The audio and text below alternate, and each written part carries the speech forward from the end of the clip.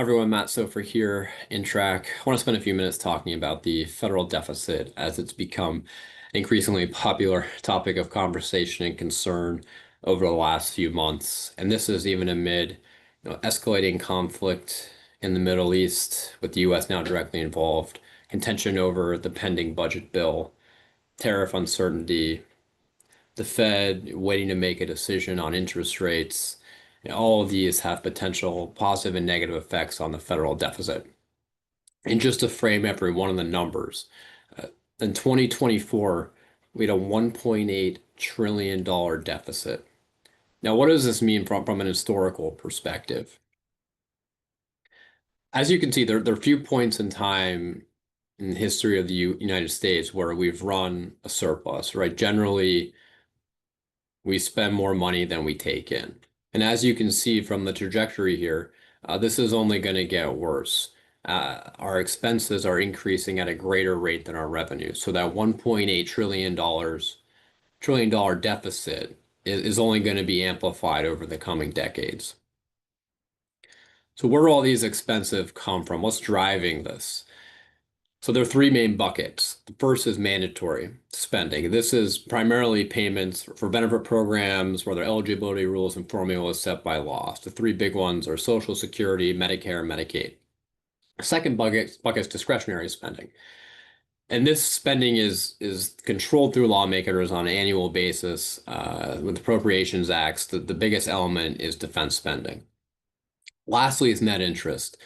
This is the government's interest payments on debt held by the public, which is offset by interest and investment income from various other federal programs and accounts. So now that we have some context of the numbers and the composition, what is the impact on you? Why should people be concerned about the federal deficit? One of the biggest reasons has to do with the erosion of purchasing power. Goods and services will probably cost more. Wage growth may slow as businesses face headwinds and can invest less in their employees.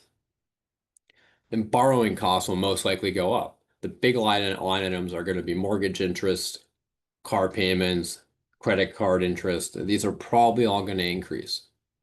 And as the government has to spend more on interest payments to fund the deficit, less is going to go in other buckets. This means there's going to be cuts or reductions of spending in critical areas. And if we don't get this fixed, the next generation and those to come will really be inheriting a massive burden. Less opportunity, lower quality of life.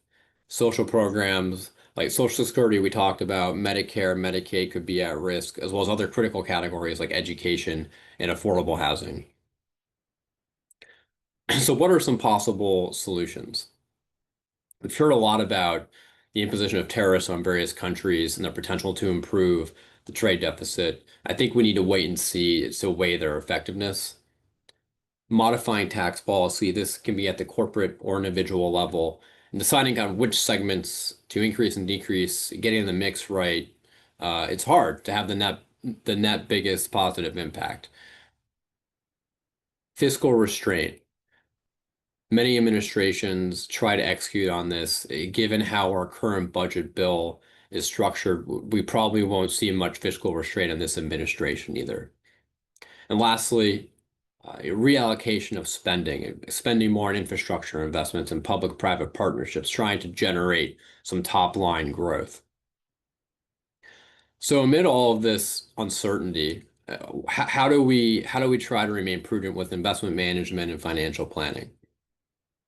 We like to think about two major buckets to focus on. The first is portfolio construction. Diversification is key.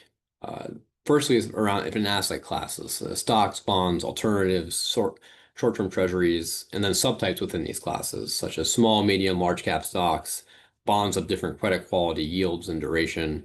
And then you can also double click into geographic diversification. From an emerging market standpoint, exposure to India, China, Brazil, developed markets, ex-US, European countries like France, Germany, Japan, and Asia. Diversification, it really is critical.